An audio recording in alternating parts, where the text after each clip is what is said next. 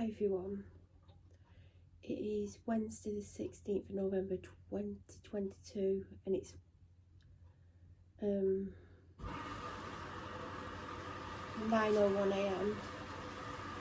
I thought I would, even though I have been documenting this in videos, but not for on here, so I'm going to start documenting how the Neighbourhood team are affecting me and my mood.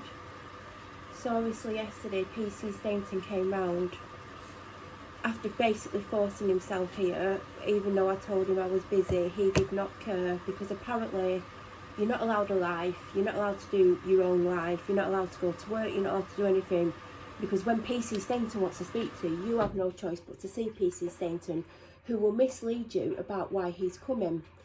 PS Stainton's actually lied about me previous to this, haven't you, Harry Stainton 8681? I put a complaint in about his behaviour, along with the rest of the Neighbourhood team, to unprofessional standards, who are called unprofessional standards basically because they're horrific behaviour and how they cover up crime from police officers, refuse to allow you to give evidence, actually refuse to allow you to give you the full story, get the story from the police before they get your story, even if they let you even tell them even a slight bit of the story.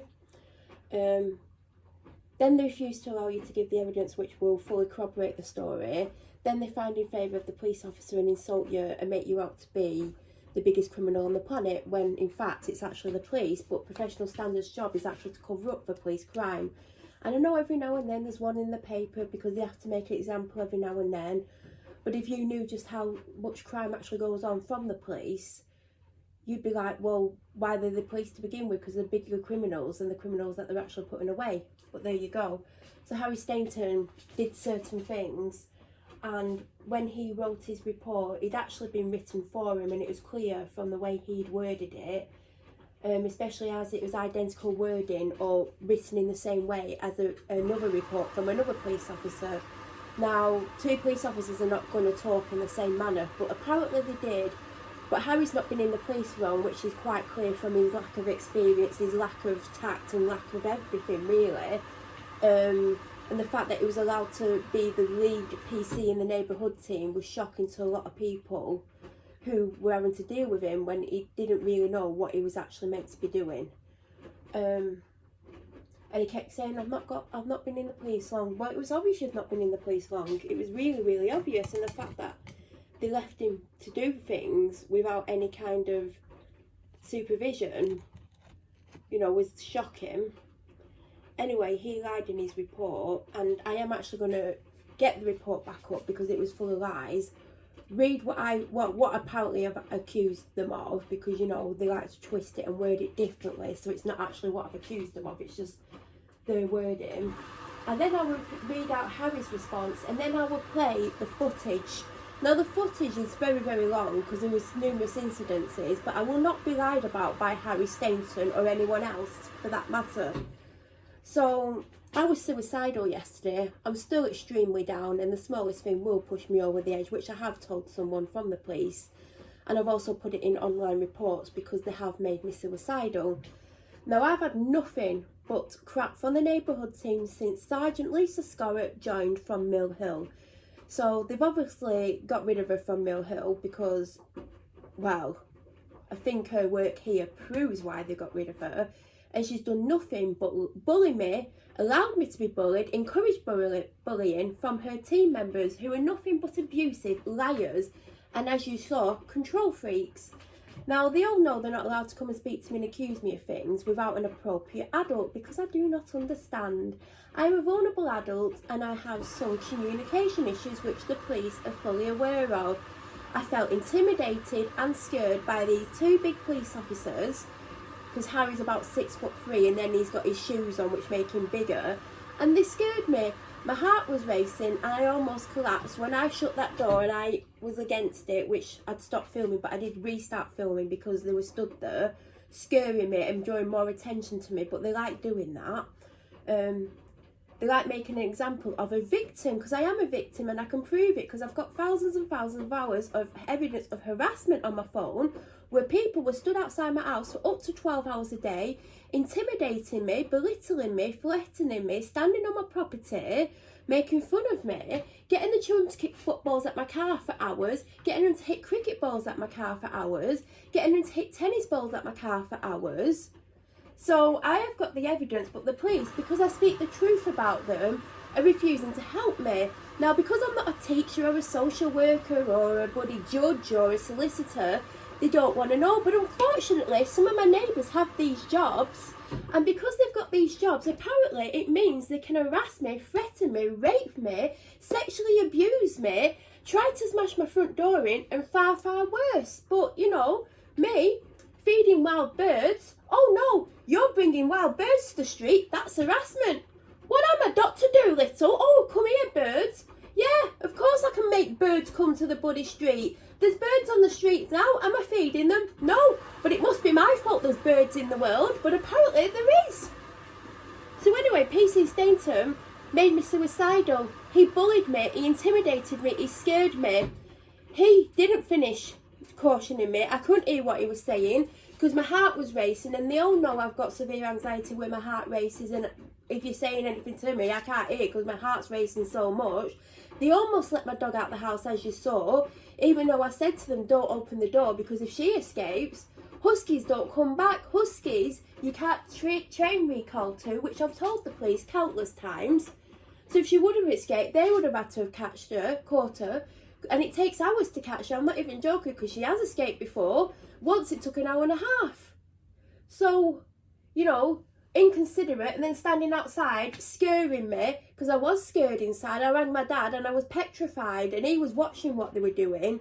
And actually, if they're going to try and charge me, why don't they charge my dad? Because he has actually corroborated all of my reports, because he's actually witnessed it and he's seen it happening.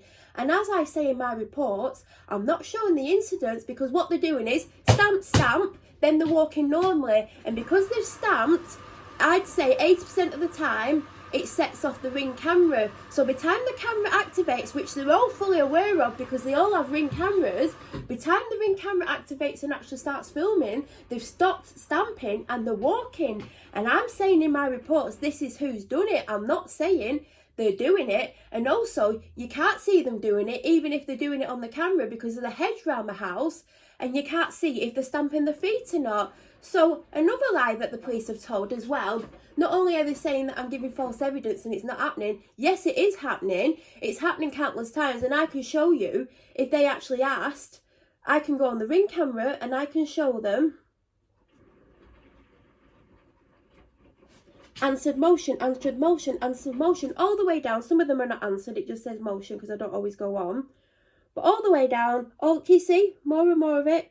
Because they're setting it off. Now, it don't set off when you walk across nicely, because my dad's done it, my dad's tried it, just in case. It was always sensitive, which it's not. It doesn't go off unless you stamp your feet, or you're on it, or you stamp it just after it, just where the hedge is. If you're walking along normally, it never goes off, because I tested it several times. My dad tested it when it first started happening, and sometimes it doesn't even go off, because sometimes if it's going off quite often, because trust me, there was days when they're doing it up to 20 times, if they're doing it, or they try to do it too close together, the camera doesn't always go off. And also sometimes they do it and the camera just doesn't trigger, because it doesn't always pick it up, because sometimes you see them, they're trying to do it and it hasn't gone off, and they're looking because they're surprised it's not gone off. So it is happening, but the police, yet again, because they don't want to help me, they want me to suffer. And I put in the reports how I'm feeling. I'm being made to feel suicidal. It's affecting my anxiety. It's upsetting me. It's stressing me out all day. And if it goes on and on and on, it makes me feel worse. It's stressing the dog out. It's constantly going off, because not only does the Ring doorbell alert, there's 2 alerts in the house. There's one loud alert where it does this loud chime to let me know there's someone there. And also 2 Alexas go off saying there's motion at the front door. So they're letting off all these noises, and I'm telling them in the report how it's making me feel, how I'm a nervous wreck, how it's daily. Sometimes it's like 10 times. And no, we're not going to do anything about it. We're just going to accuse you of lying, because when you send the video evidence in, they're not actually doing it. Well, no, because I make that clear in the report. I'm showing the aftermath of them doing it. Now, my dad has corroborated the story, but are they going to accuse my dad of lying? No, because it's me they don't like. It's because I'm doing videos like this where I'm telling the truth. Well, I'm entitled to tell the truth. This is the truth because this is what's happening. They are bullying me. They're affecting my mental health. They've been affecting my mental health since Lisa Scorah joined the team. And Lisa Scorah is allowing this to continue. Lisa Scorah apparently rang me the other month because the chief inspector told my dad that Lisa Scorah said she rung me. Lisa Scorah didn't ring me, and my dad told the chief inspector he didn't report her to respond, and this is the attitude of the entire neighbourhood team. Now, I am severely upset, I'm severely depressed, and the smallest thing will tip me over the edge. So if Harry wants to put that thing for the door, I will slash my wrist. If they send it in the post, I will slash my wrists. I am not putting up with the neighbourhood team yet again covering up crime. Last Christmas, they tried to kick my door in, my neighbour. I'm scared to death of this particular neighbour because of what they've done to me. They threatened to kill me. What did the police do? They turned up and refused to allow me to tell them what had happened. Then they said, PC David Page said, that I refused to tell him. Now, I've got that video as well, so I'll happily put that up as well, showing that on numerous occasions I tried to tell him, and he either talked over me or he put his hand up to stop me from talking.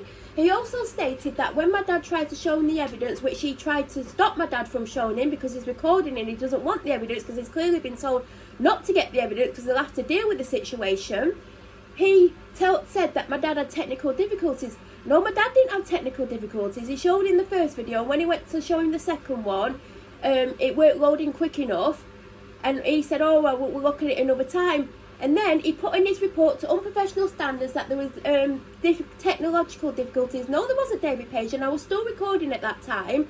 There wasn't technological difficulties. He was waiting for it to load, and it was loading a little bit slower than normal.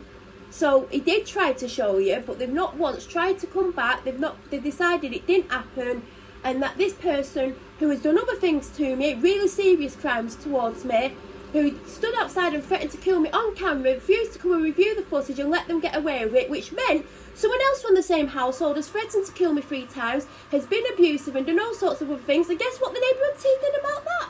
Oh yeah, nothing.